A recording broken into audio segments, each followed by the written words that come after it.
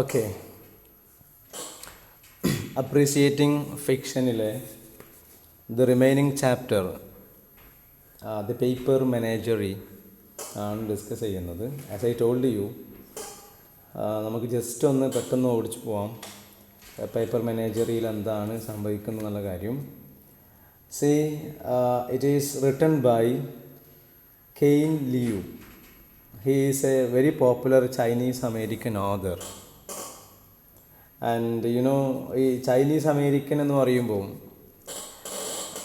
they had suffered a lot when they were living or when they are living in America, പ്രത്യേകിച്ച് Asian അമേരിക്കൻസിനൊക്കെ they were segregated, they were discriminated on account of their skin color, their eyes. Okay, ഇവരുടെ yellowish skin കളറും ഇവരുടെ കണ്ണിൻ്റെ പ്രത്യേകതകൾ, ഇതിൻ്റെയൊക്കെ പേരിൽ ഒരുപാട് വിവേചനങ്ങൾ നേരിട്ട് കൊണ്ടിരിക്കുന്ന ആളുകളാണ് ഈ ചൈനീസ് അമേരിക്കൻ അല്ലെങ്കിൽ ഏഷ്യൻ അമേരിക്കൻസ് എന്ന് പറയുന്നത്. നിങ്ങളുടെ തേർഡ് സെമസ്റ്ററിൽ നിങ്ങൾക്കറിയാം ഈ when I was growing up എന്ന് പറയുന്ന ഒരു പോയം പഠിക്കാനുണ്ട്. അതുപോലെ തന്നെ നെല്ലി വോങ്ങിൻ്റെ നമ്മുടെ ഒരു മറ്റൊരു പോയം പഠിക്കുന്നുണ്ട്, ബ്രേക്കിംഗ് ദ സൈലൻസ്. ഇതൊക്കെ all these are talking about the discriminations they had when they were living in America as a Chinese or as a Japanese. ഒരു ജപ്പാൻകാരനായോ ചൈനക്കാരനായൊക്കെ അമേരിക്കയിൽ ജീവിക്കുമ്പോൾ ഉണ്ടാവുന്ന ആ ഒരു discrimination. The paper managery, the child, the son is a narrator in the story. ഈ son, ഈ കഥയിലെ കുട്ടി അവൻ്റെ ലൈഫിലുണ്ടായിരിക്കുന്ന കുറേ ഇൻസിഡൻസ് പറയുന്ന സമയത്ത് he is talking about his mother. അമ്മയെക്കുറിച്ച് പറയുന്നുണ്ട്. അമ്മ ചൈനീസാണ്. ആ ചൈനീസ് ആയതിൻ്റെ പേരിൽ തന്നെ അമ്മയ്ക്ക് ഒരുപാട് ബുദ്ധിമുട്ടുകളുണ്ട്. Even the child himself, the son himself, he is not considering the mother as his mother. അല്ലേ? എപ്പോഴും അമ്മയെ മാറ്റി നിർത്തിക്കൊണ്ടാണ്, ഇവനൊരു പക്വതയൊക്കെ എത്തുന്ന സമയത്ത് അമ്മയെ മാറ്റി നിർത്തിക്കൊണ്ട്. ആൻഡ് ദ മദർ വാസ് ലോങ്ങിങ് for the respect, the love, the care from her son. അമ്മ ഭയങ്കരമായിട്ട് ആഗ്രഹിച്ചിരുന്നു മകൻ്റെ കയ്യിൽ നിന്ന് എന്തെങ്കിലും പോസിറ്റീവായിട്ട് കിട്ടാൻ വേണ്ടി. അപ്പോൾ അങ്ങനെയുള്ള കഥയാണിത്. സോ ഈ ചൈനീസ് അമേരിക്കൻ എന്ന് പറയുന്നതുകൊണ്ട് ഞാൻ പറഞ്ഞതാണ് ഇൻട്രൊഡക്ഷൻ എന്ന രീതിയിൽ. ഓക്കെ, അദ്ദേഹം പിന്നെ ഒരു ചൈനീസ് ഡിസെൻ്റാണ്, ചൈനക്കാരനാണ്, but he is living in America. Okay, that is what I can say about this author, the writer Ken Liu this time. Let's come into the story. കഥയിലേക്ക് വരാം. ഞാൻ ജസ്റ്റ് കഥയൊന്ന് പറഞ്ഞു പോവാം. സി,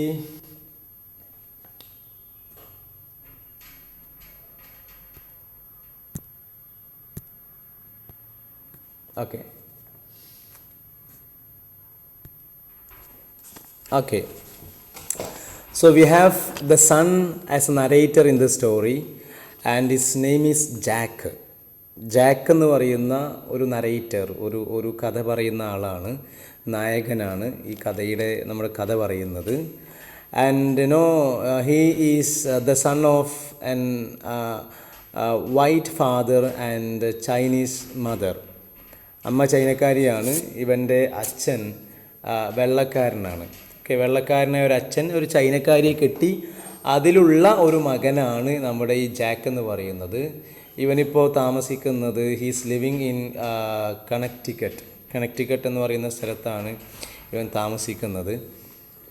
അപ്പോൾ ഈ കഥയിലുടനീളം ഈ ഒരു clash between the identity crisis ആണ്. കാരണം he is living in America and he resembles like an American, like a Chinese, and his father is white. അച്ഛൻ വെള്ളക്കാരനും അമ്മ ചൈനക്കാരിയും. മാത്രമല്ല ഇവനെ കാണാനും ഏകദേശം ഒരു ചൈനക്കാരൻ്റെ പ്രത്യേകതയാണ്, ആകൃതി, ഷേപ്പ് കൊണ്ടൊക്കെ. അപ്പോൾ അമ്മയ്ക്കും ഇവനും ഇടയിലുള്ള ഒരു റിലേഷൻ എന്ന് പറയുന്നത് ഈ പേപ്പർ മെനേജറിയാണ്. Menagerie means a group of animals. ഈ പേപ്പറുകൾ കൊണ്ടുണ്ടാക്കിയ നമ്മൾ ഈ പിന്നെ എന്താ പറയുക, മണി ഹേസ്റ്റ് എന്ന് പറയുന്ന സിനിമയിൽ we can see the professor, he is making origamis ഉണ്ടാക്കുന്നുണ്ടല്ലേ. ഒറിഗാമി എന്ന് പറഞ്ഞാൽ പേപ്പർ കൊണ്ടുണ്ടാക്കുന്ന മൃഗങ്ങളുടെ ഒരു പ്രത്യേക ഷേപ്പ് ഇങ്ങനെ ഊതി വീർപ്പിച്ചൊരു ഒരു മൃഗമാക്കി മാറ്റുന്നതിന് ഒറിഗാമി. അപ്പോൾ അമ്മക്കും ഇതുപോലെ ഈ പറയുന്ന ഓക്കെ. സോ നമ്മുടെ കഥ തുടങ്ങുന്നത് അമ്മയുടെയും അച്ഛൻ്റെയും റിലേഷൻ, അവരെങ്ങനെയാണ് പരസ്പരം തമ്മിൽ കല്യാണം കഴിക്കുന്നത്, അതുമായി ബന്ധപ്പെട്ട കാര്യങ്ങൾ പറഞ്ഞുകൊണ്ടാണ് ഈ കഥ തുടങ്ങുന്നത്. കഥയിൽ ആദ്യം തന്നെ പറയുന്നത് പിന്നെ ഈ മകൻ, അതായത് നമ്മുടെ ജാക്ക്, ഇവൻ കരയുന്ന സമയത്ത് ശരിക്കും അച്ഛൻ എന്ത് ചെയ്യും, അച്ഛൻ ഈ കരച്ചിൽ നിർത്താൻ കഴിയാണ്ട് അവസാനം അച്ഛൻ അവിടുന്ന് ഇറങ്ങിപ്പോരും. ഓക്കെ, പുറത്ത് പോകുന്ന സമയത്ത് ഈ അമ്മ ഇവനെ എന്ത് ചെയ്യും, ബ്രേക്ക്ഫാസ്റ്റിൻ്റെ ടേബിൾ അടുത്തൊക്കെ കൊണ്ടുപോയി ഇരുത്തിയിട്ട് പിന്നെ കുറച്ച് കടലാസുകളൊക്കെ എടുത്ത്, ആ കടലാസുകൾ എന്ന് പറയുന്നത് പ്രത്യേക ഓർമ്മ വേണം, കടലാസുകൾ പഴയ കടലാസുകളാണ്. ഈ ക്രിസ്മസ് സമയത്ത് ഗിഫ്റ്റൊക്കെ വരുന്ന സമയത്ത്, ക്രിസ്മസിൻ്റെ ഗിഫ്റ്റുകൾ വരുന്ന സമയത്ത് ആ ഗിഫ്റ്റുകൾ പൊതിഞ്ഞ പഴയ കടലാസുകൾ അമ്മ സൂക്ഷിച്ച് വെക്കും. അത് ഫ്രിഡ്ജിൻ്റെ മേലെ കണ്ടാൽ സൂക്ഷിച്ച് വെക്കുക. ആ ഫ്രിഡ്ജിൻ്റെ മേലെ സൂക്ഷിച്ച് വെക്കുന്ന ഈ ഷീറ്റുകൾ എടുത്തുകൊണ്ട് അത് മടക്കിക്കൊണ്ട് അമ്മ ഇവന് എന്താ പറയുക, ശരിക്കും നല്ല മനോഹരമായ കുറേ മൃഗങ്ങളെ ഒറിഗാമി കൊണ്ട്, ഒറിഗാമി എന്ന് പറഞ്ഞാൽ ഞാൻ നേരത്തെ പറഞ്ഞു പേപ്പർ കൊണ്ട് ഇങ്ങനെ കുറേ രൂപങ്ങളുണ്ടാക്കും. എന്നിട്ട് ആ രൂപങ്ങൾ ഉണ്ടാക്കിയിട്ട് ഇവന് കാണിച്ചു കൊടുക്കും. അപ്പോൾ ഇവന് കരച്ചിൽ അവസാനിപ്പിക്കും. ഓക്കെ, അപ്പോൾ ഇതാണ് ഈ കഥയുടെ തുടക്കം തന്നെ. അപ്പോൾ കഥയിൽ ഇവൻ ചെറിയ പ്രായത്തിലായിരുന്ന സമയത്തുണ്ടായിരുന്ന എക്സ്പീരിയൻസ്, ഇവന് കരയുമ്പോൾ ഇവനുണ്ടായിരുന്ന എക്സ്പീരിയൻസുകൾ പറഞ്ഞുകൊണ്ടാണ് തുടങ്ങുന്നത്. അപ്പോൾ അമ്മ ഊതി വീർപ്പിച്ചുകൊണ്ട് ഇവൻ ഉണ്ടാക്കി കൊടുക്കുന്ന ഒരു ഷെയ്പ്പാണ്. It is looking like a tiger. ഒരു കടുവൻ്റെ ഒരു ഷെയ്പ്പായിരിക്കും ഉണ്ടാക്കുക. എന്നിട്ട് ആ കടുവനെ ഇങ്ങനെ വീർപ്പിച്ചിട്ട് അമ്മ ടേബിളിൻ്റെ മേലെ വെച്ച് കൊടുക്കും. ആ വെക്കുന്ന സമയത്ത് ഹീ കോൾഡ് ദാറ്റ് ടൈഗർ, അമ്മ അതിനെ ടൈഗറിനെ വിളിച്ചിരുന്നത് ലാവോഹു എന്നായിരുന്നു. ഈ ലാവോഹു എന്ന് പറയുന്ന it's A very important figure in this story. ഏറ്റവും പ്രധാനപ്പെട്ട ഒരു ഫിഗറാണ്. അമ്മ ഉണ്ടാക്കി കൊടുക്കുന്നതിൽ തന്നെ അവന് ഏറ്റവും പ്രിയപ്പെട്ട ഒരു ഒറിഗാമിയാണ് ഈ ലാവോഹു എന്ന് പറയുന്നത്. ഓക്കെ, അപ്പോൾ ഇത് ഞാൻ നേരത്തെ സൂചിപ്പിച്ച പോലെ ഈ മൃഗങ്ങളൊക്കെ ഉണ്ടാക്കുന്നത് ശരിക്കും എന്താ പറയുക, ഈ പഴയ ക്രിസ്മസ് ഗിഫ്റ്റുകളുടെ പേപ്പർ വെച്ചിട്ടാണ്. അപ്പോൾ അത് മമ്മി അതിനെ കയ്യിലെടുക്കും. അപ്പോൾ കയ്യിലെടുക്കുമ്പോൾ അതിങ്ങനെ ചാടുന്ന പോലെ, അത് ചലിക്കുന്ന പോലെയൊക്കെ ഫീൽ ചെയ്യും. ഇവിടെ ടെക്സ്റ്റിൽ പറയുന്നത് ഇത് ചാടുന്നുണ്ട്, ഓടുന്നുണ്ടെന്നൊക്കെയാണ്. ബട്ട് ഇറ്റ് സീംസ് സോ, അങ്ങനെയാണ് തോന്നുക, കാരണം ഈ ചെറിയ പ്രായമല്ലേ.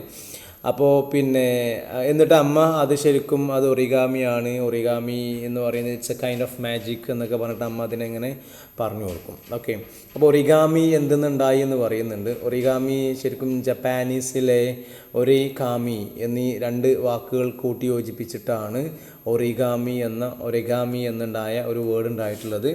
അതായത് എന്ന് പറഞ്ഞു കഴിഞ്ഞാൽ അത് മടക്കുക എന്നാണ് അർത്ഥം.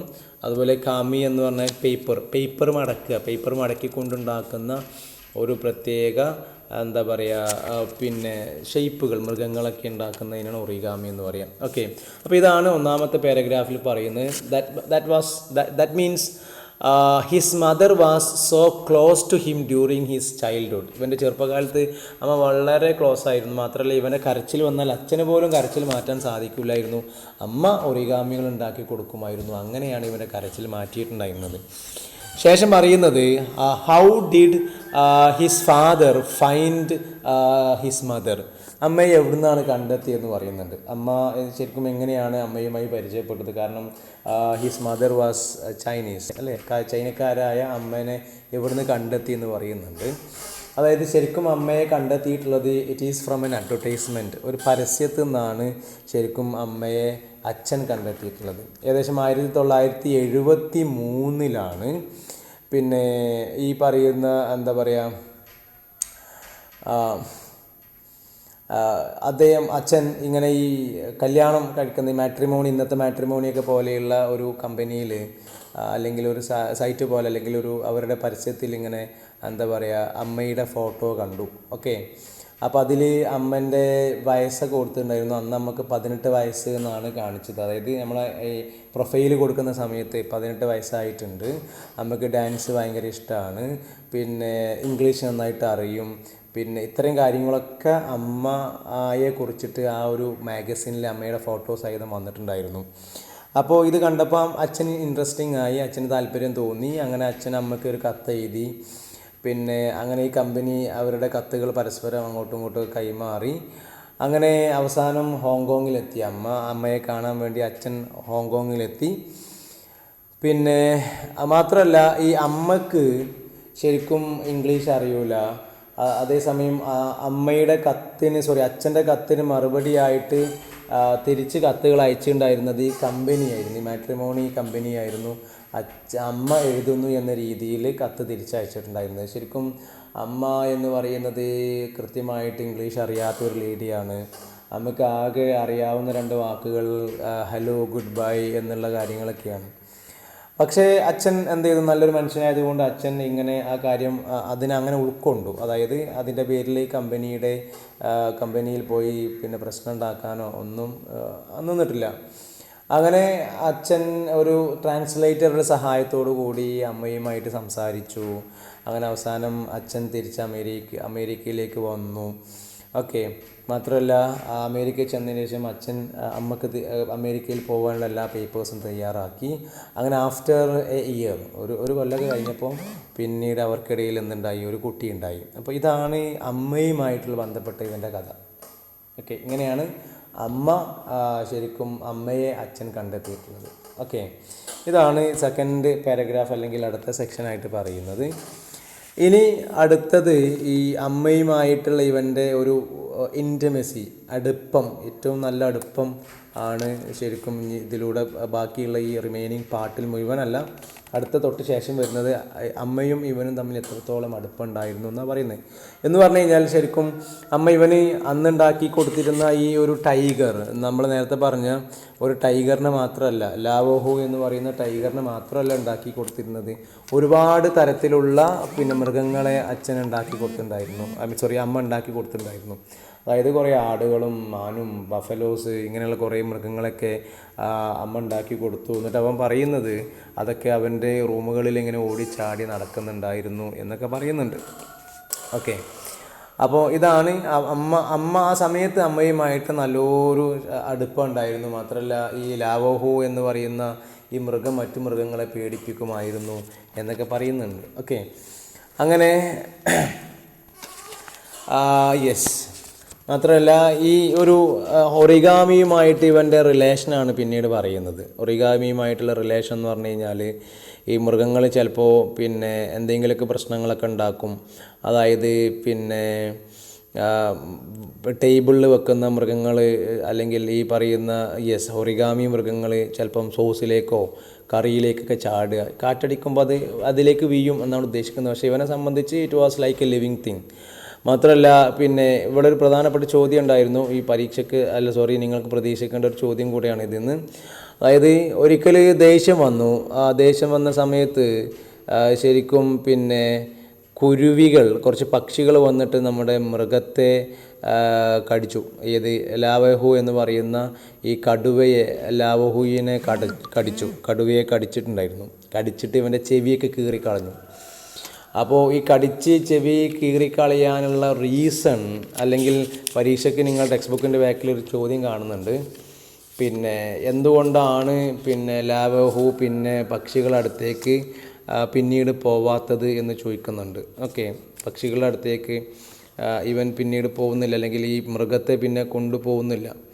അതിന് കാരണം പറയുന്നത് മറ്റൊന്നുമല്ല, പിന്നെ ഈ വീടിൻ്റെ പുറകുവശത്ത് ഈ ലാവോഹു എന്ന് പറയുന്ന ഈ ഒറിഗാമി മൃഗം കുരുവികളെ ശരിക്കും ഓടിക്കും എന്ന് പറയുന്നുണ്ട്. കുരുവികളെ പേടിപ്പിക്കുമായിരുന്നു. അപ്പോൾ ഒരു ദിവസം ഈ കുരുവി ഈ പേടിച്ച് നിൽക്കുന്ന സമയത്ത് ഒരു കുരുവി എന്ത് ചെയ്തു, ഈ ലാവോഹുവിനെ ഒരൊറ്റ കൊത്തിയപ്പോൾ ഇവൻ്റെ ചെവി കീറിപ്പോയി. ഓക്കെ. പേപ്പർ കൊണ്ടാണ് ഈ കുരുവിയെ പേടിപ്പിക്കുക എന്നൊക്കെ പറയുന്നത്. കുരുവികൾ ഒരു പക്ഷേ ഈ മൃഗത്തിൻ്റെ ഷേപ്പ് കണ്ടിട്ട് പേടിച്ചിട്ടുണ്ടാവാം.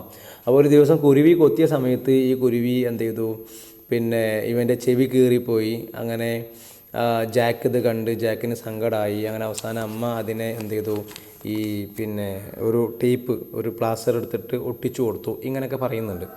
അപ്പോൾ ഈ ഒരു ഇൻസിഡൻറ്റ് ഇതിൻ്റെ ഇടയിൽ പറയുന്നുണ്ട്. മാത്രമല്ല ഒരിക്കൽ ടി വിയിൽ ഇങ്ങനെ ഡോക്യുമെൻ്ററി കണ്ടുകൊണ്ടിരിക്കുന്ന സമയത്ത് പിന്നെ അന്ന് സ്രാവിൻ്റെ ഈ ഷാർക്കിൻ്റെ കഥയായിരുന്നു ഡോക്യുമെൻ്ററിയിൽ കാണിച്ചത്. അങ്ങനെ അമ്മയോട് ഷാർക്ക് ഉണ്ടാക്കി തരാൻ പറഞ്ഞു. അങ്ങനെ അവൻ ഷാർക്ക് ഉണ്ടാക്കി കൊടുത്ത ഷാർക്കിനെ അവനൊരു സിങ്ക്, വെള്ളത്തിൻ്റെ ഒരു ടാങ്കിലിട്ടു. അങ്ങനെ കുറേ കഴിഞ്ഞപ്പം ഈ ടാങ്കിൽ നീന്തി കളിച്ചിരുന്ന ഈ ഷാർക്ക് കുറച്ച് കഴിഞ്ഞപ്പോൾ അത് പിന്നെ കടലാസിൻ്റെ ഒരു കഷ്ണമായിട്ട്, അതായത് വെള്ളത്തിൽ നിന്ന് കിടന്നിട്ട് എന്താ പറയുക, ഈ നന്നായിട്ട് സോക്ക് ചെയ്തിട്ട് നനഞ്ഞ് കുതിർന്നിട്ട് ഇത് വെള്ളത്തിലേക്ക് വെറും ഒരു കടലാസ് കഷ്ണമായിട്ട് താന്നു പോയതിനെക്കുറിച്ച് പറയുന്നുണ്ട്. ആ സമയത്ത് അവന് നന്നായിട്ട് എന്താ പറയുക, ഭയങ്കര സങ്കടം വന്നപ്പോൾ ഈ ഫോയിൽ പേപ്പർ അറിയാലോ, വെള്ളത്തിലൊന്നും കേടുവരാത്ത ഫോയിൽ പേപ്പർ കൊണ്ടിട്ട് അമ്മ മറ്റൊരു ഒറിഗാമിയെ അല്ലെങ്കിൽ ഒരു ഷാർക്കിനെ ഉണ്ടാക്കി കൊടുത്തു. അങ്ങനെ ഇവന് കുറേ കാലം പിന്നെ ഈ ടാങ്കിൽ തന്നെയുള്ള മറ്റു മീനുകളെ ഈ ഷാർക്ക് വന്നിട്ട് പേടിപ്പിക്കുമെന്ന് നോക്കിയിട്ട് കുറേ കാലം അങ്ങനെ ഇരുന്നു എന്ന് പറയുന്നുണ്ട്. എന്ന് പറഞ്ഞാൽ ഈ ഒരു അമ്മയുമായിട്ടുള്ള റിലേഷനെ കുറിച്ചാണ് പറയുന്നത്. അങ്ങനെ ഒരു 10 വയസ്സൊക്കെ ആയപ്പോൾ ദേ ഷിഫ്റ്റഡ് ടു നെതർ ഹൗസ്, മറ്റൊരു വീട്ടിലേക്ക് മാറി. മറ്റു റൂമിലേക്ക് മാറിയെന്ന് മാത്രമല്ല, അവർക്ക് അമേരിക്കക്കാരായ അയൽവാസികളുണ്ടായിരുന്നു. അപ്പോൾ സ്വാഭാവികമായിട്ടും പുതിയ അയൽവാസികൾ വരുമ്പം തൊട്ടപ്പുറത്ത് വീട്ടുകാരൊക്കെ വരും, പുതിയ ആളുകൾ വരുമ്പോൾ തൊട്ടപ്പുറത്ത് അയൽവാസികളൊക്കെ വരും. അങ്ങനെ 2 സ്ത്രീകളൊക്കെ അവിടെ വരാറുണ്ടായിരുന്നു. വന്ന് ആ സമയത്ത് പിന്നെ ശരിക്കും അമ്മയ്ക്ക് ഇംഗ്ലീഷ് പറയാൻ പറ്റാത്തതിൽ ശരിക്കും അയൽവാസികളായ സ്ത്രീകളിൽ ഒരു ഭയങ്കര അഭിപ്രായ വ്യത്യാസം ഉണ്ടാക്കി. അതായത് ശരിക്കും അച്ഛൻ ഈ പറയുന്ന സ്ത്രീയെ കല്യാണം കഴിക്കാൻ പാടില്ലായിരുന്നു എന്ന്. മാത്രമല്ല ഈ മകൻ, അതായത് ചൈനീസ് മുഖമുള്ള ഈ ജാക്കിനെ കണ്ടപ്പോൾ പിന്നെ അവർക്ക് ഇഷ്ടമായില്ല. ജാക്ക് എന്ന് പറയുമ്പം പേര് ചോദിച്ചു, എന്താ പേര് മോനെ? പേര് ജാക്ക് എന്ന് പറഞ്ഞപ്പം അതൊരു ചൈനീസ് പേരല്ലല്ലോ എന്നൊക്കെ പറഞ്ഞ് കളിയാക്കിയിട്ടുണ്ടായിരുന്നു. അപ്പോൾ ഈ ഒരു സമയം മുതൽ 10-ാം വയസ്സ് മുതൽ ഇവൻ്റെ ഉള്ളിൽ ഭയങ്കര ഒരു ഇൻഫീരിയർ കോംപ്ലക്സ് ഉണ്ടായി വരുന്നുണ്ട്. ബിക്കോസ് ഹീസ് ചൈനീസ്, അമേരിക്കയിൽ താമസിക്കുന്ന ചൈനീസാണ്, ചൈനക്കാരനാണ്. അതുകൊണ്ട് തന്നെ ഇവൻ്റെ ഉള്ളിൽ വല്ലാത്തൊരു ഒരു ഭയങ്കര കോംപ്ലക്സ് ഉണ്ടാക്കാൻ ഇതിന് സാധിച്ചു. അതായത് ഒരു ഇൻഫീരിയറാണ്. കാരണം ജാക്ക് എന്ന് പറയുന്നത് ഒരു അമേരിക്കൻ പേരാണ്, ശരിക്കും ചൈനീസിൽ പ്രതീക്ഷിക്കുന്ന പേരല്ല.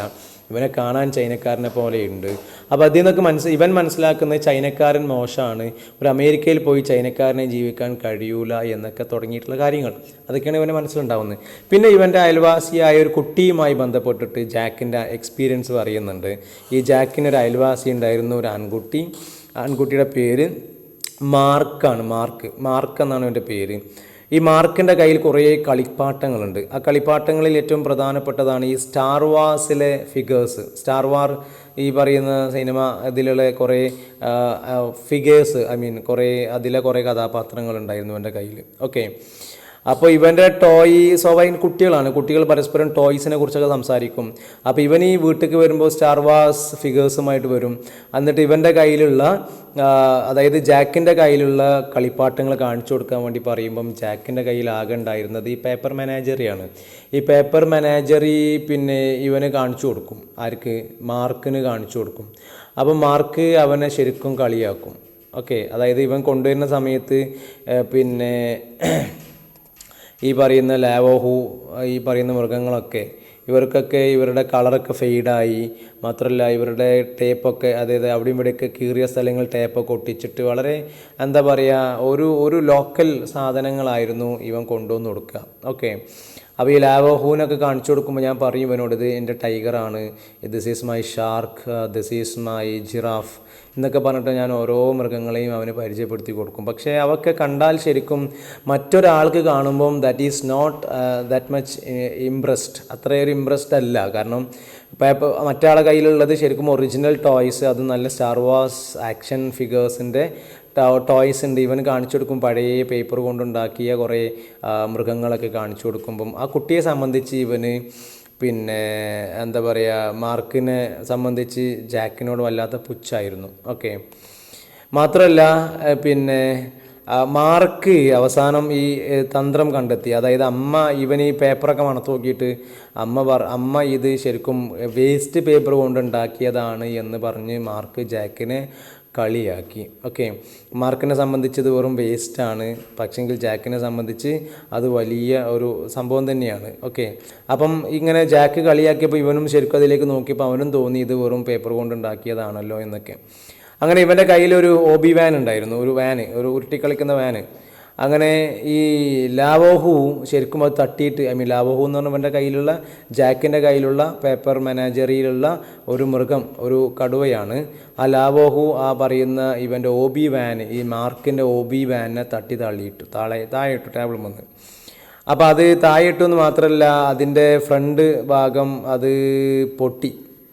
ഓക്കെ, ഓബി വാൻ്റെ തല ശരിക്കും പൊട്ടി എന്ന് മാത്രമല്ല, ലാവോഹു ഞാനും ചിരിച്ചു എന്ന് പറയുന്നുണ്ട്. ലാവോഹു എന്ന് പറയുന്ന ഈ കടുവയും ഞാനും അത് കണ്ടപ്പോൾ ചിരിച്ചു, എനിക്ക് ചിരി തോന്നി, തമാശ തോന്നി. പക്ഷേ ഈ മാർക്കിന് അവൻ്റെ കളിപ്പാട്ടം പൊട്ടിയത് അത് ഇഷ്ടമായില്ല. അവൻ എന്ത് ചെയ്തു, ഇവനെ പിടിച്ചിട്ട് ഇടിക്കാൻ തുടങ്ങി. ആരെ? നമ്മുടെ ജാക്കിനെ പിടിച്ചിട്ട് ഇടിക്കാൻ തുടങ്ങി. അത് മാത്രമല്ല, മാർക്കിൻ്റെ പിന്നെ മനസ്സിൽ ശരിക്കും അവൻ്റെ അമ്മയെ, അതായത് ജാക്കിൻ്റെ അമ്മയെ വാങ്ങിച്ചതിനേക്കാൾ കൂടുതൽ വില ഈ ഓബി വാനുണ്ട് എന്നൊക്കെ പറഞ്ഞ് കളിയാക്കി. അങ്ങനെ ഇടിയോട് ഇടി, അങ്ങനെ ഇവൻ താഴെ വീണിട്ട് പിന്നെ ആ സമയത്ത് ലാവോഹു മാർക്കിൻ്റെ മുഖത്തേക്ക് ചാടുന്നുണ്ട്. അങ്ങനെ മാർക്ക് ഇത് കണ്ട് നിലവിളിച്ച് അങ്ങനെ പിന്നെ അങ്ങനെ ഈ മാർക്കിൻ്റെ മേലേക്ക് ലാവോഹു ചാടിയപ്പം പിന്നെ മാർക്കിന് ദേഷ്യം വന്നിട്ട് ലാവോഹുവിനെ പിടിച്ചിട്ട് എന്ത് ചെയ്തു, ഇവൻ കീറിയിട്ടു. ഓക്കെ, 2 കഷ്ണമായിട്ട് കീറി ചുരുട്ടി മടക്കിയിട്ട് എന്ത് ചെയ്തു, എൻ്റെ നേർക്ക് എറിഞ്ഞു. ഓക്കെ, അങ്ങനെ മാർക്ക് ഇതൊക്കെ കഴിഞ്ഞ് പോയപ്പോൾ ഞാൻ കുറേ സമയം കുത്തിയിരുന്ന് കരഞ്ഞു. ഓക്കെ, എന്നിട്ട് ഞാനിത് വരെ പോയിട്ട് ഇതിനെ ഒരു ടാപ്പ് കൊണ്ട് ഒട്ടിക്കാൻ നോക്കി, പക്ഷെങ്കിൽ അത് ഒട്ടിക്കാൻ നോക്കിയിട്ട് അത് ശരിയായി വരുന്നില്ല. അങ്ങനെ പിന്നെ സ്കൂളിലെ കാര്യങ്ങളൊക്കെ പറയുന്നുണ്ട്. പിന്നെ സ്കൂളിലും ഈ പറയുന്ന മാർക്കും അതുപോലെ ജാക്കും തമ്മിൽ ഭയങ്കര ശത്രുതയിലാണ്. മാർക്ക് ശരിക്കും ജാക്കിനെ കളിയാക്കിയിട്ടുണ്ടായിരുന്നു. പിന്നെ അങ്ങനെ അതായത് രണ്ടാമതായിട്ട് ഈ ചൈനീസ് ഐഡൻറ്റിറ്റിയോടുള്ള വലിയ പ്രശ്നം ഇവന് ഫീൽ ചെയ്യുന്നത് ഇവൻ ഈ പറയുന്ന സ്കൂളിലെത്തിയതിൻ്റെ ശേഷം. സ്കൂളിലെത്തിയപ്പോൾ മാർക്ക് ഇവനെ മാർക്കുമായിട്ട് ശത്രുത ഉണ്ട് ഓൾറെഡി. ആ മാർക്ക് ഇവനെ കളിയാക്കുമായിരുന്നു. അതായത് ഇവൻ്റെ സ്കിന്നിനെ ചൊല്ലിയിട്ട്, അല്ലെങ്കിൽ ഇവൻ്റെ ഇവൻ്റെ ഫിസിക്കൽ അപ്പിയറൻസിനെ ചൊല്ലിയിട്ടൊക്കെ ഇവനിങ്ങനെ കളിയാക്കും മാർക്ക്. അപ്പോൾ ഇത് ജാക്കിന് സഹിക്കാൻ പറ്റില്ല, കാരണം ഇവനെ ചൈനക്കാരനെ പോലെയാണല്ലോ കാണാൻ. എന്നിട്ട് വീട്ടിൽ പോയിട്ട് കണ്ണാടിയിൽ നോക്കി സങ്കടപ്പെടും. എന്നിട്ട് അച്ഛനോട് ചോദിക്കും, അച്ഛ ഞാൻ ശരിക്കും വെള്ളക്കാരനെ പോലെയാണോ ചൈനക്കാരനെ പോലെയാണോ എന്നൊക്കെ ചോദിക്കും. അപ്പോൾ അച്ഛൻ ശരിക്കും എൻ്റേത് ചൈനക്കാരൻ്റെ മുഖമല്ല എന്നൊക്കെ പറയും. മാത്രമല്ല അമ്മയോട് ശരിക്കും ചൈനീസ് ഇനി മേലാൽ സംസാരിക്കരുത്, നിങ്ങൾ ഇംഗ്ലീഷേ സംസാരിക്കാവൂ എന്നൊക്കെ ഞാൻ ദേഷ്യപ്പെട്ട് പറയും. കാരണം ഈ അമ്മ ഇംഗ്ലീഷ് സംസാരിക്കാണ്ടിരിക്കുക, അതുപോലെ അമ്മയെ കാണാൻ ചൈനക്കാരെ പോലെ ആയിരിക്കുക, ഇതൊക്കെ ഇവനെ സംബന്ധിച്ച് വല്ലാത്തൊരു ബുദ്ധിമുട്ടാണ്. മനസ്സിൽ വല്ലാത്തൊരു ഭയങ്കര എന്താ പറയുക വല്ലാത്തൊരു ഫീലിംഗ് ആണ്. മാത്രമല്ല ചൈനീസ് ഭക്ഷണം കഴിക്കുന്നത് ഇവൻ ഉപേക്ഷിച്ചു. എന്നിട്ട് പിന്നെ അച്ഛനോട് ഈ ചൈനീസിൻ്റെ കുക്കിംഗ് റെസിപ്പികളൊക്കെ അമേരിക്കൻ കുക്കിംഗ് റെസിപ്പികൾ പുസ്തകം കൊണ്ടുവരാൻ പറഞ്ഞിട്ട് അതിലെ പിന്നെ അമേരിക്കൻ ഡിഷുകൾ പാകം ചെയ്ത് കഴിക്കുക. അതുപോലെ തന്നെ അങ്ങനെ പതുക്കെ ഇവൻ്റെ ഐഡൻറ്റിറ്റി ഇവൻ്റെ ഉള്ളിൽ വലിയൊരു പ്രശ്നമായി. മാത്രമല്ല ഇവനെ അമ്മയെ ഇങ്ങനെ പതുക്കെ വെറുക്കാൻ തുടങ്ങി. അമ്മയെ തൊടാൻ സമ്മതിക്കാണ്ടിരിക്കുക, അമ്മയോട് സംസാരിക്കാണ്ടിരിക്കുക, അമ്മയെ ദേഷ്യപ്പെടുക. അതായത് ഒക്കെ ഇവനൊരു ചൈനീസ് ഐഡൻറ്റിറ്റി ആയതുകൊണ്ട് ഇവൻ ആരും വെള്ളക്കാരനായി അമേരിക്കക്കാരനായി സ്കൂളിലും നാട്ടിലൊന്നും അംഗീകരിക്കണില്ല. അപ്പോൾ ഇതിനൊക്കെ ഉത്തരവാദി അമ്മയാണ് എന്ന രീതിയിൽ, അതായത് ചെറുപ്പത്തിൽ അമ്മയുമായിട്ട് ഭയങ്കര ക്ലോസ് ആയിരുന്നു, അമ്മയോട് ആവശ്യമുള്ള കാര്യങ്ങളൊക്കെ ചോദിച്ച് വാങ്ങുമായിരുന്നു. പക്ഷേ പിന്നീട് അങ്ങ് കുറച്ച് വലുതായപ്പോൾ ഇവൻ എന്ത് ചെയ്യാൻ പറ്റുന്നില്ല, അമ്മയെ ഉൾക്കൊള്ളാൻ പറ്റുന്നില്ല. കാരണം ഇവൻ പുറത്തിറങ്ങി കഴിഞ്ഞാൽ ഇവന് യാതൊരു പിന്നെ വിലയും കിട്ടുന്നില്ല. മാത്രമല്ല ഇവനൊരു അമേരിക്കക്കാരനായി ആരും പരിഗണിക്കുന്നില്ല. ഇതിൻ്റെയൊക്കെ ദേഷ്യം ഇവൻ അമ്മയോടായിരുന്നു എന്ന് മാത്രമല്ല, അങ്ങനെ ഇവന് കുറച്ചും കൂടെ വലുതായി ഈ പറയുന്ന ഈ സമയമൊക്കെ ആയപ്പോഴേക്കും അച്ഛനോട് സ്റ്റാർ വാർ ആക്ഷൻസ് ഈ പറയുന്ന മാർക്കിൻ്റെ കയ്യിലുണ്ടായിരുന്ന കളിപ്പാട്ടങ്ങൾ വാങ്ങിച്ചു തരാൻ പറഞ്ഞു.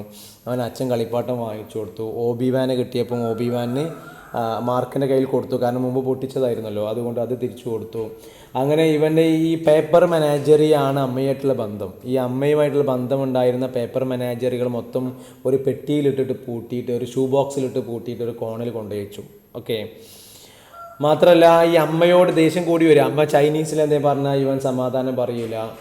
അങ്ങനെ പിന്നെ അമ്മയും കുറച്ചൊക്കെ ഇംഗ്ലീഷൊക്കെ എന്താ പറയുക പറയാൻ ശ്രമിക്കുന്നുണ്ട്. അമ്മയുടെ ഉച്ചാരണമൊന്നും ശരിയാവുന്നില്ലെങ്കിലും കുറേയൊക്കെ പറയാൻ ശ്രമിച്ചു. അങ്ങനെ അമ്മ തെറ്റിക്കുമ്പോൾ ഞാൻ തിരുത്തും. ഇങ്ങനെ പതുക്കെ പതുക്കെ ഈ അമ്മക്കും ഇവനോട് സംസാരിക്കാനൊരു വിരക്തി. കാരണം ഇവൻ എന്ത് പറഞ്ഞാലും അമ്മയെ തിരുത്തുക, അമ്മയെ പിന്നെ എന്താ പറയുക, അമ്മയോട് ചൈനീസ് പറഞ്ഞാൽ സംസാരിക്കാണ്ടിരിക്കുക. ഇങ്ങനെയൊക്കെ ആയിട്ട് പതുക്കെ അമ്മയും ഇവനോട് തിരിച്ച് പറയാൻ തിരിച്ച് സംസാരിക്കാണ്ടായി. അമ്മയും ഇവനോടൊന്നും പറയാണ്ടായി. മാത്രമല്ല അമ്മക്ക് എന്തെങ്കിലുമൊക്കെ സംസാരിക്കുകയാണെങ്കിൽ അമ്മ ആംഗ്യ ഭാഷയിൽ പറയും. അമ്മ കൃത്യമായിട്ട് എന്ത് ചെയ്യില്ല, സംസാരിക്കില്ല. കാരണം സംസാരിച്ചാൽ ഒന്നെങ്കിൽ ചൈനീസ് ആയിരിക്കും, അത് ഇവന് മറുപടി പറയൂല. രണ്ടാമത് ഇംഗ്ലീഷ് സംസാരിക്കുന്നെങ്കിൽ അമ്മയെ സംസാരിക്കുന്നതിന് തെറ്റുണ്ടാവും, അതിനിവൻ ചീത്ത പറയും ചെയ്യും. അപ്പോൾ അതുകൊണ്ട് തന്നെ അമ്മ പിന്നെ പറയാണ്ടായി. മാത്രമല്ല പിന്നെ അമ്മ പിന്നെ എന്താ പറയുക, ഇങ്ങനെ ആംഗ്യ ഭാഷയിലൊക്കെ എന്താ പറയുക കാണിക്കാൻ തുടങ്ങി. മാത്രമല്ല അമ്മ ഇവനെ കെട്ടിപ്പിടിക്കാൻ ശ്രമിക്കുന്ന സമയത്ത് ഇവൻ അതിൽ നിന്ന് ഒഴിവാകും. മാത്രമല്ല അങ്ങനെ അപ്പോൾ ഇവന് അതിൽ നിന്ന് ദേഷ്യപ്പെടുമ്പോൾ തീർച്ചയായിട്ടും അമ്മ ആ ശ്രമങ്ങളൊക്കെ ഒഴിവാക്കി. മാത്രമല്ല അമ്മക്ക് ഇങ്ങനെ വയസ്സായി വരികയാണ്, അച്ഛനും വയസ്സായി വരികയാണ്. അതുകൊണ്ട് തന്നെ അച്ഛൻ അമ്മക്ക് കൂടുതൽ പരിഗണന കൊടുക്കണം എന്ന കാര്യങ്ങളൊക്കെ എന്നോട് നിർദ്ദേശിച്ചിട്ടുണ്ടായിരുന്നു. ഓക്കെ. അങ്ങനെ അമ്മ അമേരിക്കൻ കുക്കിംഗ് പഠിച്ചു. അതുപോലെ പിന്നെ ഇവന് ഫ്രഞ്ച് പഠിച്ചിട്ടുണ്ട്. അങ്ങനെ യെസ്. മാത്രമല്ല ഈ പ്രായമായപ്പോഴും അമ്മ ഇടയ്ക്കിടയ്ക്ക് വല്ലപ്പോഴും പേപ്പർ മാനേജർ ഉണ്ടാക്കി കൊടുക്കും. പക്ഷേ അവനത് മൈൻഡ് ചെയ്യാറില്ല. അവനത് എടുത്തിട്ട് നേരത്തെ പറഞ്ഞ ഷൂ ബോക്സിൽ കൊണ്ടുപോയിട്ട് മാറ്റി വെക്കും. അതായത് ഇവിടെ ഒരു gap, there is a gap, ഒരു ഗ്യാപ്പ് ഉണ്ടായി വരുന്നുണ്ട് between the son Jack and his mother. അമ്മയും അവരും തമ്മിൽ ഒരു ഗ്യാപ്പ് ഇങ്ങനെ വളർന്നുകൊണ്ടിരിക്കുകയാണ്. അതിനെക്കുറിച്ചാണ് പറയുന്നത്. മാത്രമല്ല ഇവൻ ഹൈസ്കൂളിലൊക്കെ ആയപ്പോഴേക്ക് എന്താ പറയുക, ഈ ഒറിഗാമീസ് ഉണ്ടാക്കുന്നത് അമ്മ നിർത്തി. ഓക്കെ. മാത്രമല്ല ഈ അമ്മ പറയുന്നതൊന്നും കേൾക്കാത്തൊരു പ്രായമായി കഴിഞ്ഞു. അതായത് അമ്മ പറയുന്നത് ഇവൻ ശ്രദ്ധിക്കുന്നില്ല, ഇവൻ കേൾക്കുന്നില്ല. അമ്മ ഏത് ഭാഷയിൽ, ഇംഗ്ലീഷിലും ചൈനീസിൽ പറഞ്ഞാലും ഇവൻ തീരെ ശ്രദ്ധിക്കാണ്ടായി. മാത്രമല്ല അമ്മയുടെ അങ്ങനെ വന്നിട്ട് അമ്മയുടേതായ രീതിയിൽ ജീവിക്കാൻ തുടങ്ങി. അമ്മ പിന്നെ പതുക്കെ സാവധാനം, ഞാൻ വീട്ടിൽ വരുമ്പോൾ അമ്മ കിച്ചണിൽ ബിസി. അങ്ങനെ സാവധാനത്തിൽ അമ്മ ഒരു സ്ട്രേഞ്ചറായിട്ട് മാറി. കാരണം ഒരു വേലക്കാരിയായി, അതായത് സംസാരിക്കാണ്ട് വീട്ടിലെ വേലകൾ മാത്രം ചെയ്യുന്ന ഒരാളായിട്ട് മാറി. ഓക്കെ. അപ്പം അമ്മയെ എനിക്ക് പതുക്കെ ഒരു സ്ട്രേഞ്ചറായിട്ട് ഫീൽ ചെയ്യാൻ തുടങ്ങി. അമ്മ എൻ്റെ അമ്മയല്ലാത്ത രീതിയിൽ എനിക്ക് ഫീൽ ചെയ്യാൻ തുടങ്ങി. അങ്ങനെ ഏകദേശം അമ്മക്ക് 40 വയസ്സൊക്കെ ആയപ്പോൾ അമ്മ ഹോസ്പിറ്റലിലായി. അമ്മക്ക് ഒരു വയറിൽ ഇങ്ങനെ ഒരു വേദന ഉണ്ടായിരുന്നു. പക്ഷേ അവസാനം ഈ അമ്മ അത് കാര്യമാക്കിയില്ല, ഹോസ്പിറ്റലിൽ പോകണ്ടെന്നൊക്കെ പറഞ്ഞു. പക്ഷെ അവസാനത്തിൽ അമ്മക്ക് വയറ്റിൽ ക്യാൻസർ ആയിരുന്നു. അത് അവസാനത്തിൽ ഡയഗ്നോസ് ചെയ്തു. ആ സമയമായപ്പോഴേക്കും ഏകദേശം വൈകിയിട്ടുണ്ടായിരുന്നു. അങ്ങനെ ഞാൻ എൻ്റെ ഹൈസ്കൂളൊക്കെ കഴിഞ്ഞ് ജോലിക്ക് വേണ്ടിയിട്ട് ക്യാമ്പസ് റിക്രൂട്ട്മെൻറ്റ് സമയമാണ്. ആ സമയത്ത് അമ്മ ഉള്ളത് ഹോസ്പിറ്റലിലാണ്. അമ്മ ഹോസ്പിറ്റലാണെങ്കിലും എനിക്ക് എവിടെയെങ്കിലുമൊക്കെ ഒരു ജോലി കിട്ടുക എന്നുള്ളതാണ് എൻ്റെ ഉദ്ദേശം. അതുകൊണ്ട് തന്നെ ഇൻ്റർവ്യൂകളൊക്കെ അറ്റൻഡ് ചെയ്യുക എന്നൊക്കെയാണ് എന്നെ സംബന്ധിച്ച് എൻ്റെ മനസ്സിലുള്ളത്. പക്ഷെ മരിക്കാൻ കിടക്കുന്ന അമ്മയെക്കുറിച്ചിട്ട് ഞാനൊന്നും ഓർക്കാറില്ല. അമ്മയെക്കുറിച്ച് അമ്മക്ക് വേണ്ട ആയ രീതിയിൽ ഞാൻ ശ്രദ്ധ കൊടുക്കാറില്ല. മാത്രമല്ല അച്ഛനും പതുക്കെ ക്ഷീണം അവശതയായിട്ടുണ്ട്. അമ്മക്ക് സുഖമില്ലാണ്ടായപ്പം അച്ഛനും ഏകദേശം അസുഖം പോലെ, അല്ലെങ്കിൽ ഒരു അവശത, ശാരീരികമായിട്ടുള്ളൊരു അവശത വരാൻ തുടങ്ങിയിട്ടുണ്ട്.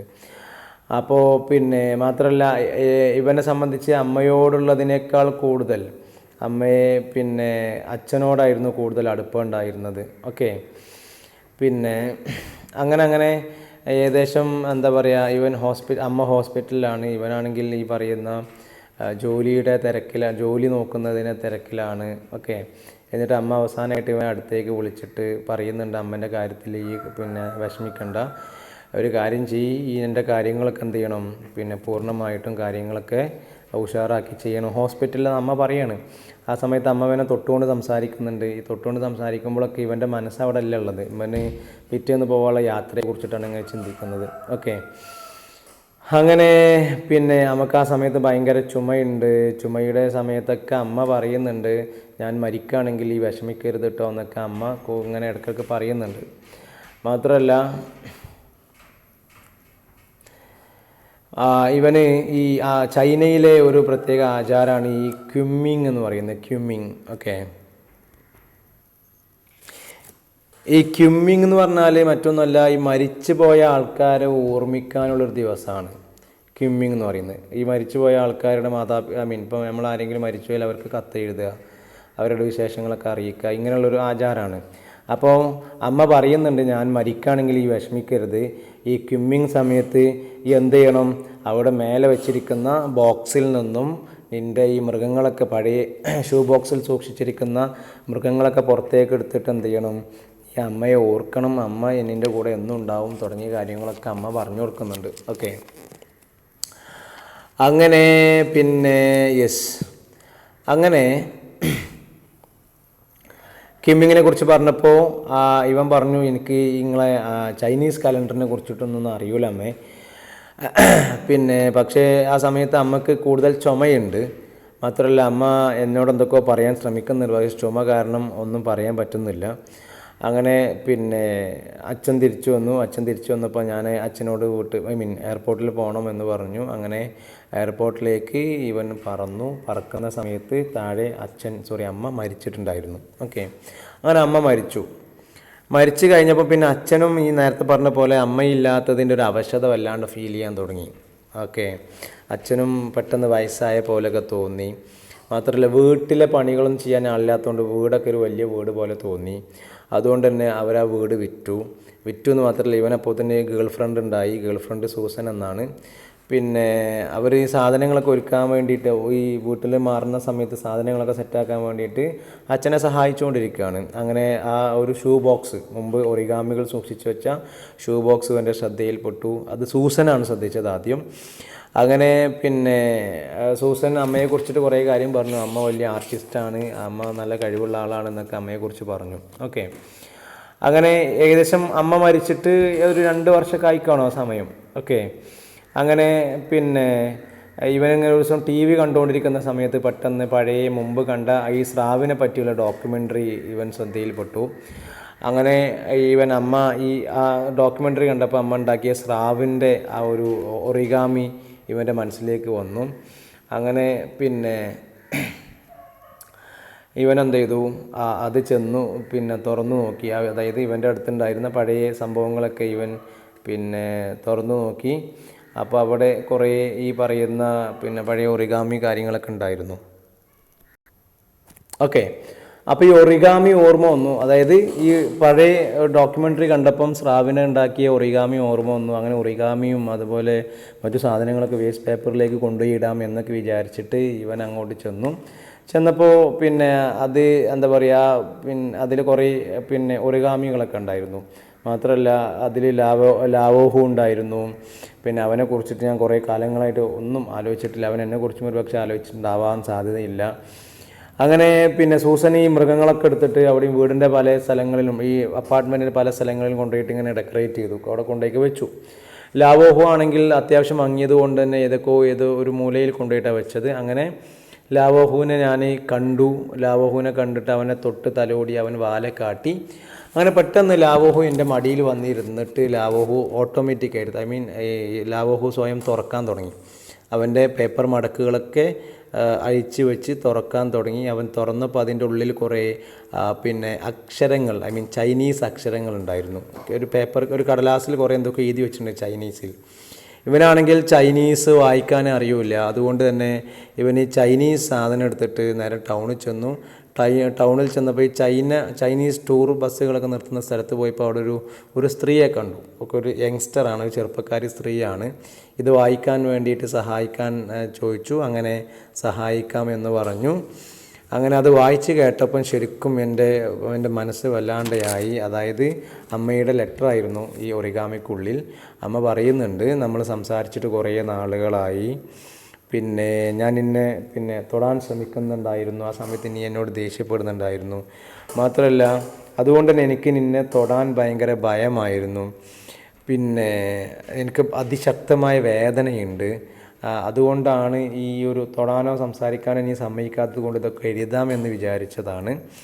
പിന്നെ അപ്പോൾ ഈ ഞാൻ എനിക്ക് ഉണ്ടാക്കി തന്ന ഈ ഒറിഗാമികളിൽ വെച്ചിട്ടാണ്, അല്ലെങ്കിൽ ഒറിഗാമിയിലാണ് ഞാൻ എന്ത് ചെയ്യുന്നത്, ഇതൊക്കെ എഴുതുന്നത്. എന്നിട്ട് അമ്മയുടെ കഥ പറയാണ്. എന്താ അമ്മയുടെ കഥ പറയുന്നത്? 1957 സുഗുളു എന്ന് പറയുന്ന സ്ഥലത്താണ് അമ്മ ജനിച്ചിട്ടുള്ളത്. ഓക്കെ, ഈ സുഗുളു എന്ന് പറയുന്ന സ്ഥലം ഈ ഒറിഗാമി അല്ലെങ്കിൽ കടലാസ് കൊണ്ട് പലതരം ആർട്ട് വർക്കുകളും ചെയ്യുന്നതിൽ വളരെ പ്രസിദ്ധമായ സ്ഥലമാണ് ഈ സുഗുളു എന്ന് പറയുന്നത്. പിന്നെ അവർ ഈ കടലാസുകൾ കൊണ്ട് ഈ പക്ഷികളൊക്കെ ഉണ്ടാക്കിയിട്ട് ഈ പാടങ്ങളിലൊക്കെ ഇങ്ങനെ പറത്തുമായിരുന്നു. മാത്രമല്ല എലികളെ പേടിപ്പിക്കാൻ വേണ്ടിയിട്ട് കടലാസ് കൊണ്ട് ടൈഗറിനെ ഉണ്ടാക്കുമായിരുന്നു. അതുപോലെ ചൈനയിലെ ന്യൂ ഇയർ വരുന്ന സമയത്ത് ഈ ചൈനീസ് ഡ്രാഗൺ ഉണ്ടാക്കുമായിരുന്നു. 1966 പിന്നെ ഈ കൾച്ചറൽ റവല്യൂഷൻ ചൈനയിൽ നടക്കുന്ന സമയമാണ്. അപ്പോൾ അയൽക്കാരും അതുപോലെ ഫ്രണ്ട്സും ഒക്കെ ശത്രുക്കളായി മാറി. ഓക്കെ, ഈ കൾച്ചറൽ ഇഷ്യൂ വന്ന സമയത്ത് അങ്ങനെ ഹോങ്കോങ് പിന്നെ എന്താ പറയുക, ഹോങ്കോങ്ങിലുള്ള ആളുകളും അതുപോലെ ചൈനയിലുള്ള ആളുകളും തമ്മിലൊക്കെ പരസ്പരം ശത്രുക്കളായി. അങ്ങനെ അങ്ങോട്ടും ഇങ്ങോട്ടും ശത്രുത കൂടി. 1946 അമ്മാവൻ ഹോങ്കോങ്ങിലേക്ക് പോയിട്ടുണ്ടായിരുന്നു. അതുകൊണ്ട് തന്നെ അദ്ദേഹം അവിടെ ഒരു വലിയൊരു കച്ചവടക്കാരനായി മാറി. പിന്നെ മാത്രമല്ല ഹോങ്കോങ്ങിലുള്ള ആളുകളുമായിട്ട് ചൈനക്കാർക്ക് ബന്ധം ഉണ്ടാവാൻ പാടില്ല. ഇങ്ങനെ തുടങ്ങിയിട്ട് അവരുടെ നാട്ടിലെ ഒരു ആഭ്യന്തര ഇഷ്യൂ ആണ്. അങ്ങനെ അവളുടെ അമ്മൂമ്മ പിന്നെ സൂയിസൈഡ് ചെയ്തു. അതുപോലെ പിന്നെ അപ്പൂപ്പനെ കുറേ ആൾക്കാർ വന്നിട്ട് കാട്ടിലേക്ക് പിടിച്ചുകൊണ്ടുപോയി. പിന്നെ അപ്പൂപ്പൻ തിരിച്ചു വന്നിട്ടില്ല. അതുപോലെ 10ാം വയസ്സിൽ അമ്മ അനാഥയായി. അങ്ങനെ ഇനി നാട്ടിലാരുമില്ല. അതുകൊണ്ട് തന്നെ എങ്ങനെയെങ്കിലും ഹോങ്കോങ്ങിൽ പോയിട്ട് അവിടെ എത്തിപ്പെടണമെന്നായിരുന്നു അമ്മയുടെ ആഗ്രഹം. അങ്ങനെ ഒരു കള്ള ട്രെയിൻ കയറിയിട്ട് അവസാനം പിന്നെ എന്താ പറയുക, കുറച്ച് ആളുകൾ ട്രെയിനിൽ കയറി പോകുന്ന സമയത്ത് കുറച്ച് ആളുകൾ അമ്മയെ എന്താ പറയുക പിടിച്ചിട്ട് അവസാനം അവർ ഹോങ്കോങ്ങിലേക്ക് അമ്മയെ കടത്തി. അങ്ങനെയാണ് അമ്മ ഹോങ്കോങ്ങിലെത്തുന്നത്. അപ്പോൾ അതുപോലെ കുറേ വേറെയും പെൺകുട്ടികളൊക്കെ ഉണ്ടായിരുന്നു ഹോങ്കോങ്ങിൽ. പിന്നെ അങ്ങനെ അവിടുന്ന് അമ്മയെ ഇവർ വിറ്റു.